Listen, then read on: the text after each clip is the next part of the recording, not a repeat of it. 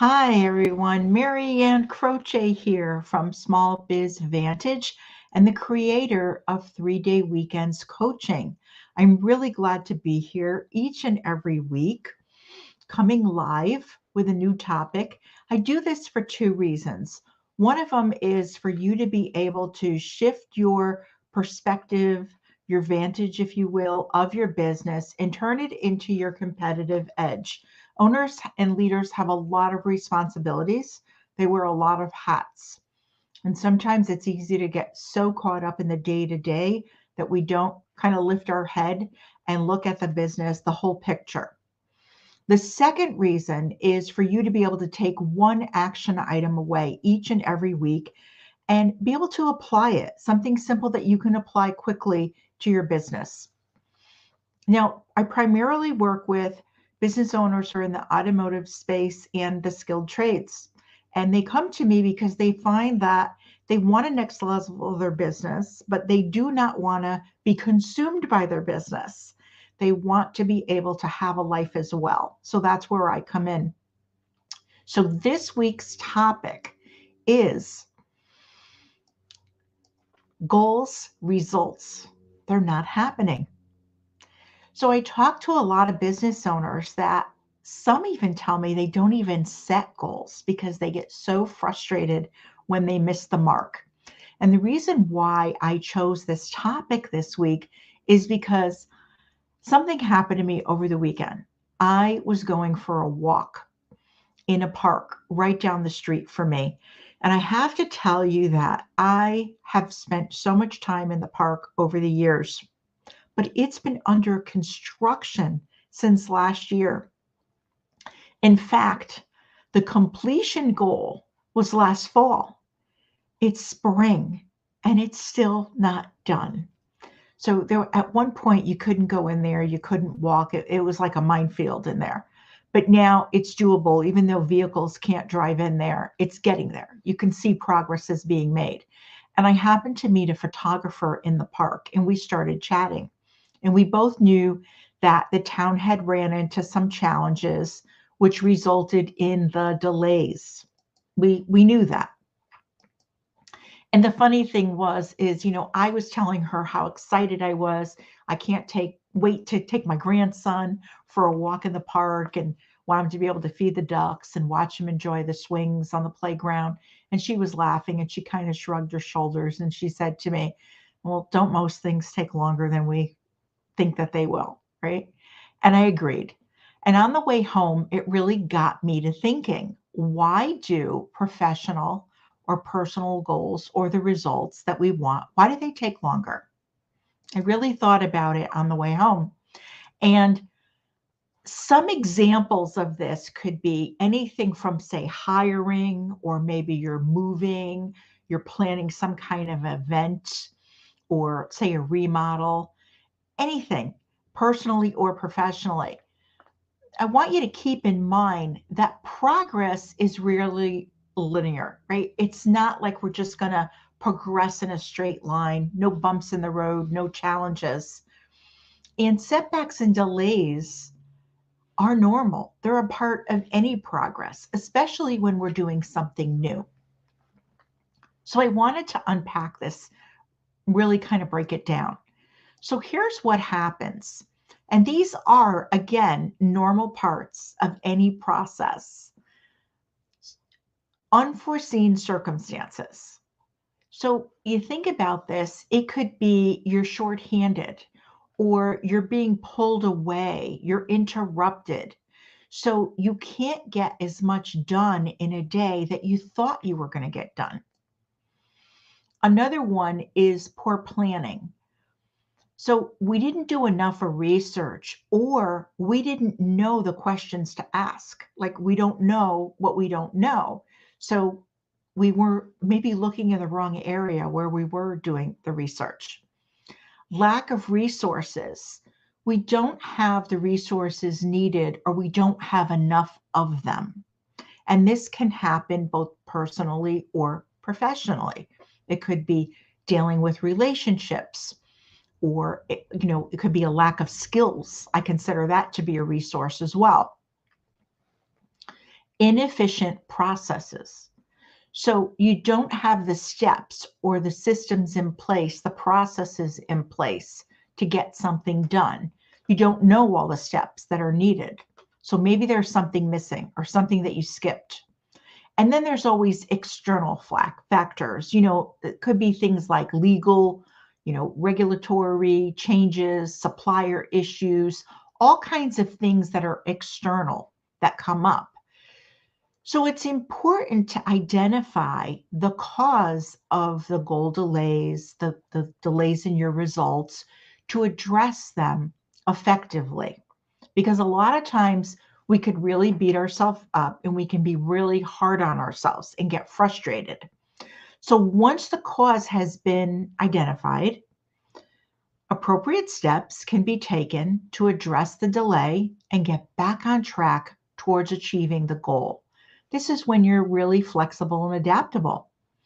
Take a positive approach that there's always going to be takeaways and lessons learned for future goals and future results. So when something goes wrong and you didn't meet your goal, you didn't meet the result, instead of being so hard on yourself, what did you learn from it?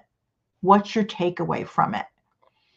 Instead of being in a negative frame of mind, be more in a positive frame of mind. So that way it'll help you towards the next goal.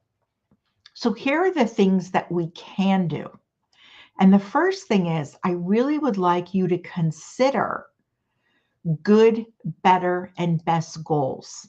And if you find this valuable, please share it with another business owner that you know. We can all learn and grow by helping one another. So good, better, and best goals are a great way to set these goals, and you may surprise yourself. You may surprise yourself on what you can actually achieve. So a good goal is doable. It's what people would say is realistic. A better goal is a stretch. You're thinking, you know what? It would be really, really great if I could achieve this. And a best goal would be amazing. And when you think about it and you lay these goals out and then you kind of work backwards, right? Reverse engineer how to get there, you might really surprise yourself on what you can achieve. So the first step to doing this is when you're setting goals or you're looking at results that you want to really put in concrete, reevaluate your expectations. Were your initial expectations unrealistic? Take some time to reassess what you want to achieve and adjust your timeline accordingly. Maybe you didn't have all the resources, so it is going to take you a little bit longer. Maybe you need to have a little bit more help. So those are the types of things that you're going to learn as you go. The idea here, the next thing is to stay positive and patient. This is when you trust the journey and you remember that progress takes time and setbacks are part of the journey. Don't give up, stay positive. Patience is key. The idea is, yes, you can trust the journey, but you can also enjoy the journey. If you're staying positive and you're learning along the way, that learning that you gain is going to help you in the future. Analyze your approach. This is when you're flexible and adaptable. Sometimes as business owners, we tend to be rigid. I want things done this way, or this is the way I've always been doing it. I've done it this way for so long. I'm going to stick with it. Well, maybe we need to be a little bit more flexible and adaptable. Take a step back and analyze your approach. Are you doing everything you can to achieve your goal? Is there something that you can improve or change in your strategy? The next one is seek advice and support. This is a biggie. And when I talk with business owners or I'm working with clients, asking for help is very, very hard for a lot of owners. Talk to someone you trust. Seek out a mentor, a coach who can help you navigate the challenges and the setbacks. There are people around you that you know that could actually be of help to you. Someone who is their specialty is marketing or their specialty is working with teams, and they may be close to you. Just because they're not in the same space as you doesn't mean they can't help you. They can mentor you. You may have people in groups that you belong to, a chamber group, a BNI group, all kinds of business groups on a local level. They may be able to help you. And then there are also industry associations. So seek advice and support. Take some things off your plate. You don't have to do it all. Really, really important. That's probably one of the biggest things that when I work with a client, that's kind of like an aha moment for them when they realize I don't have to be doing everything. There are things that you can outsource, things that you can delegate. It's huge. And lastly, celebrate small wins. Everyone's looking for that big win, but celebrate the small ones. Even if you're not making as much progress as you hoped, it's important to celebrate the small wins along the way. Acknowledge and celebrate your progress. It actually builds momentum. It fuels you and you want to keep going. So the key here is to remember that success is rarely achieved overnight, and it really is easy to get frustrated. I understand it. We've all been there. Be patient, stay positive, and keep working towards your goal.